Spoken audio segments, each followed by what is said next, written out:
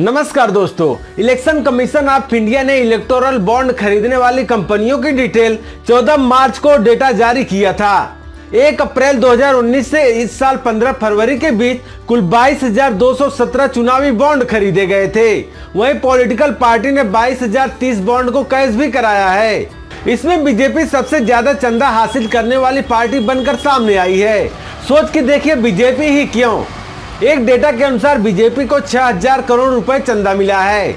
दूसरे नंबर पर टीएमसी जिसे 1,609 करोड़ रुपए और तीसरे नंबर पर कांग्रेस जिसे 1,421 करोड़ रुपए इलेक्टोरल बॉन्ड के रूप में चंदा मिली है। राजनीतिक पार्टियों को फंड देने वालों में गेमिंग से लेकर इंफ्रा और माइनिंग तक कई कंपनियां शामिल हैं, जिन्होंने बिना अपना नाम बताए करोड़ रुपए का चंदा इन राजनीतिक पार्टियों को दे दिया।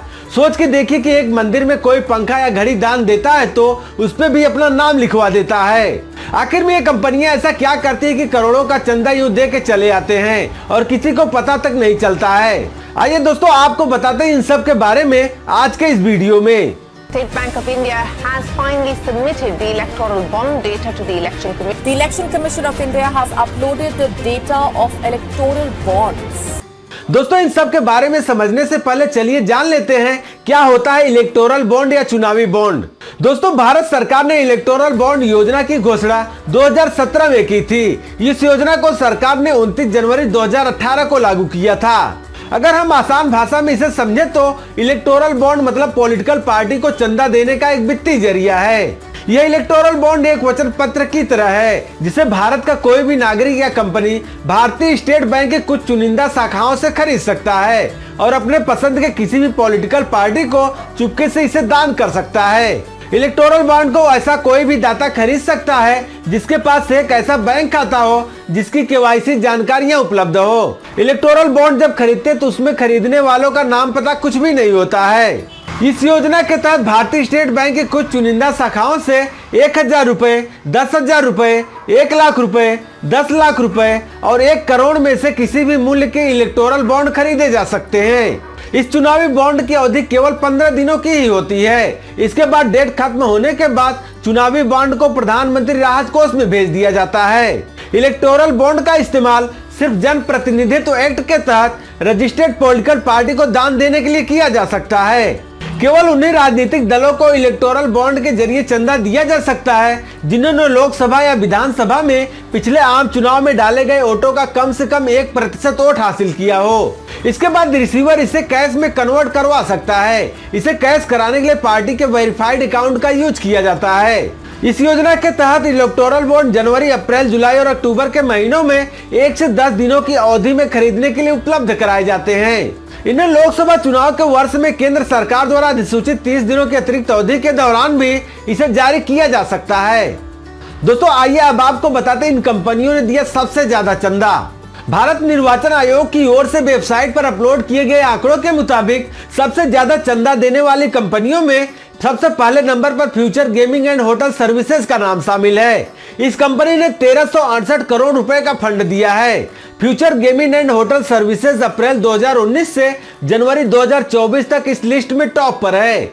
दूसरे नंबर पर mega engineering and infra limited, इसने 966 करोड़ रुपए का फंड दिया है पॉलिटिकल पार्टी को। इसके बाद quick supply chain private limited 410 crore रुपए, हल्दिया एनर्जी लिमिटेड 377 करोड़ रुपए, वेदांता लिमिटेड 376 करोड़ रुपए, SL mining and industries limited 225 crore रुपए, western UP power transmission limited 220 crore रुपए, भारतीय एयरटेल 198 करोड़ रुपए, Keventer food park infra limited 195 crore रुपए, एमके इंटरप्राइजेज लिमिटेड 192 करोड़ रुपए का चंदा दिया है। वहीं मदन लाल लिमिटेड 185 करोड़ रुपए।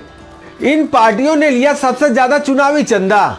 भारतीय निर्वाचन आयोग की ओर से वेबसाइट पर अपलोड किए गए आंकड़ों के मुताबिक सबसे ज्यादा चंदा लेने वाली टॉप पार्टियों में बीजेपी सबसे पहले नंबर पर है, जिसको 6,060 करोड़ रुपए बॉन्ड के रूप में मिली है। वहीं दूसरे नंबर पर टीएमसी जिसे 1,609 करोड़ रुपए और तीसरे नंबर पर कांग्रेस जिसे 1,421 करोड़ रुपए इलेक्टोरल बॉन्ड के रूप में मिली है। कांग्रेस के अलावा बीआरसी को 1,214 करोड़ रुपए मिले हैं, बीजेडी को 775 करोड़ रुपए मिले हैं, डीएमके को 639 करोड़ रुपए मिले, वाईएसआर कांग्रेस को 337 करोड़ रुपए मिले हैं, टीडीपी को 218 करोड़ रुपए मिले हैं, शिवसेना को 158 करोड़ रुपए मिले हैं। आरजेडी को 72 करोड़ 50 लाख रुपए मिले हैं।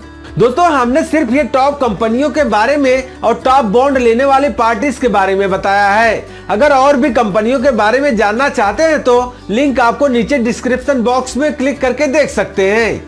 दोस्तों, अब आपको बताते हैं आखिर ये कंपनियां करती क्या हैं। दोस्तों, सबसे पहले पायदान पर है future gaming and hotel services private limited. दोस्तों, चुनाव आयोग ने इलेक्टोरल बॉन्ड खरीदने वाले की जो लिस्ट जारी की है उसमें सबसे ज्यादा कीमत के बॉन्ड खरीदने वालों की लिस्ट में future gaming and hotel services private limited का नाम सबसे ऊपर है। इस कंपनी ने 2019 से अब तक 1368 करोड़ रुपए के चुनावी बॉन्ड खरीदे हैं। यह कंपनी लॉटरी इंडस्ट्री से संबंधित है। इस कंपनी को सेंटियागो मार्टिन नाम के शख्स ने साल 1991 में बनाई थी। इस कंपनी की 13 राज्यों में ब्रांच है और यह ज्यादातर दक्षिणी और पूर्वोत्तर राज्यों में काम करती है। दोस्तों, इस कंपनी में करीबन 1000 कर्मचारी काम करते हैं। साल 2022 में ईडी ने मनी लॉन्ड्रिंग केस में कंपनी पर छापेमारी की और 409 करोड़ रुपए की संपत्ति जब्त की थी। ईडी ने कंपनी पर आरोप लगाए थे कि 2014 से 2017 के बीच कंपनी ने लॉटरी टिकट के जरिए गैर कानूनी तरीके से 400 करोड़ रुपए कमाए थे। सेंटियागो मार्टिन के दामाद आधव अर्जुन के ठिकानों पर भी तमिलनाडु में ईडी ने इसी साल 9 मार्च को छापेमारी की थी। यह कार्रवाई राज्य में गैर कानूनी तरीके से सैंड माइनिंग केस से जुड़े मनी लॉन्ड्रिंग के मामले में हुई थी। इसके अलावा मई 2019 में भी कंपनी पर छापेमारी हुई थी। इसके एक साल बाद ही कंपनी ने इलेक्टोरल बॉन्ड खरीदे। 2 अप्रैल 2022 की छापेमारी के बाद 7 अप्रैल को कंपनी ने 100 करोड़ रुपए के चुनावी बॉन्ड खरीदे। इसी तरह तमिलनाडु विधानसभा चुनाव के दौरान भी कंपनी के तरफ से कई इलेक्टोरल बॉन्ड खरीदे गए। फ्यूचर गेमिंग ने डीएमके को 509 करोड़ रुपए दिए। इसके बाद आंध्र प्रदेश की वाईएसआर कांग्रेस पार्टी को लगभग 160 करोड़ रुपए दिए, बीजेपी को 100 करोड़ रुपए दिए और कांग्रेस को 50 करोड़ रुपए दिए इलेक्टोरल बॉन्ड के रूप में। दूसरे नंबर पर mega engineering and infra private limited. दोस्तों, बांध और बिजली की प्रोडक्ट बनाने वाली इस कंपनी ने साल 2019 और 2024 के बीच 966 करोड़ रुपए के बॉन्ड खरीदे हैं। यह कंपनी हैदराबाद में स्थित है और इसके मालिक है कृष्णा रेड्डी। यह कंपनी तेलंगाना सरकार की प्रमुख परियोजनाओं में शामिल है, जिसमें कालेश्वरम बांध परियोजना भी शामिल है। इसके अलावा जोजिला सुरंग और पोलवरम बांध का भी निर्माण कर रही है। 2019 से 12 अक्टूबर 2023 तक कंपनी ने कई इलेक्टोरल बॉन्ड खरीदे। साल 2019 में mega engineering and infra private limited पर अक्टूबर 2019 में इनकम टैक्स डिपार्टमेंट ने रेड मारी थी। इस कार्रवाई में हैदराबाद और अन्य जगहों पर कंपनी से जुड़े कई कार्यालयों पर भी छापेमारी की थी। मेगा इंजीनियरिंग समूह से बीआरएस पार्टी को 195 करोड़ रुपए मिले, डीएमके को 85 करोड़ रुपए मिले और वाईएसआर कांग्रेस को 37 करोड़ रुपए मिले। टीडीपी को करीब 25 करोड़ रुपए मिले और कांग्रेस को 17 करोड़ रुपए मिले। हल्दिया इंजीनियरिंग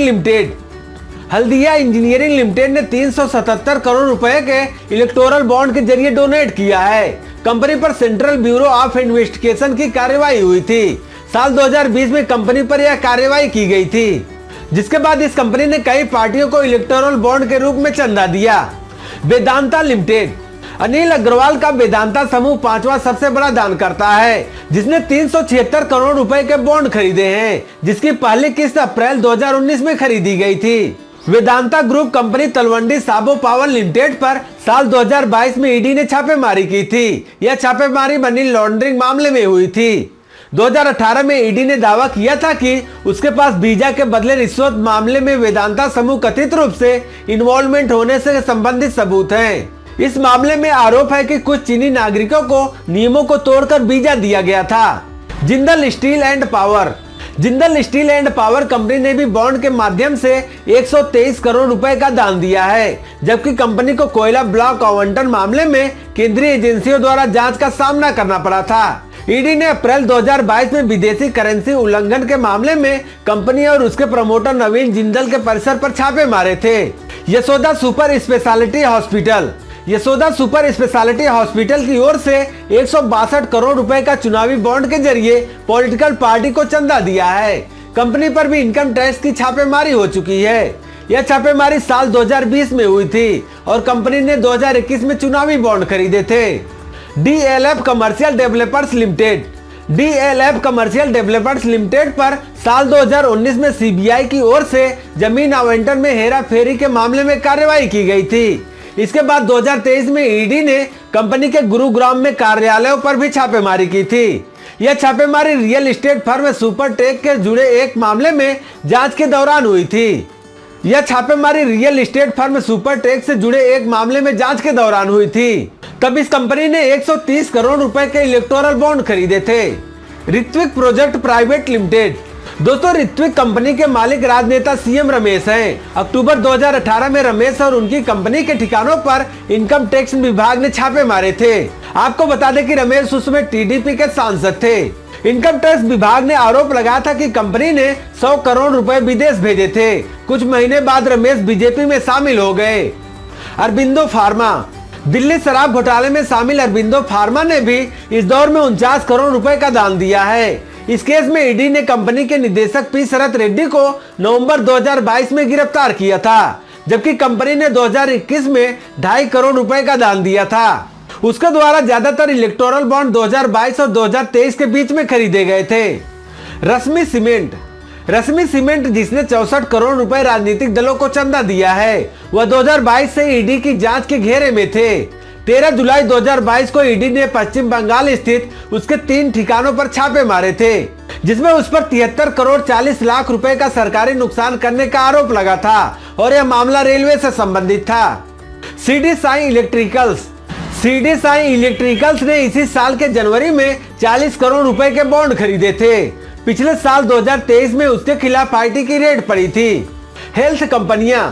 दोस्तों, स्वास्थ्य देखभाल से जुड़े उपकरण और दवा बनाने वाली 14 कंपनियों ने 534 करोड़ रुपए चंदा दिया है। ये चंदे भी 20 से 100 करोड़ रुपए में है, जिसमें doctor Reddy's lab, Torrent pharma, Natco pharma, Divi's lab, Aurobindo pharma, Cipla, Sun pharma lab, टेट्रोड्रग्स, Zydus health care, Mankind pharma जैसी नामी कंपनियां इसमें शामिल है। शराब कंपनियां। दोस्तों, इलेक्टोरल बॉन्ड के रूप में शराब कंपनियों ने 5 साल में 34 करोड़ 54 लाख रुपए चंदा दिए हैं। कोलकाता की केसल रिकल ने 7 करोड़ 50 लाख रुपए दिए। भोपाल के सोम ग्रुप ने 3 करोड़ रुपए दिए। छत्तीसगढ़ डिस्टिलरीज ने 3 करोड़ रुपए दिए। मध्य प्रदेश से जुड़ी माउंट एवरेस्ट बेवरेज ने 1 करोड़ 99 लाख रुपए और एसो अल्कोहल ने 2 करोड़ रुपए इलेक्टोरल बॉन्ड के रूप में दिए हैं। तो दोस्तों, हमारी ये जानकारी आपको कैसी लगी, हमें कमेंट बॉक्स में जरूर बताइएगा। तो दोस्तों, आपसे मिलते हैं नेक्स्ट वीडियो में। तब तक के लिए नमस्कार।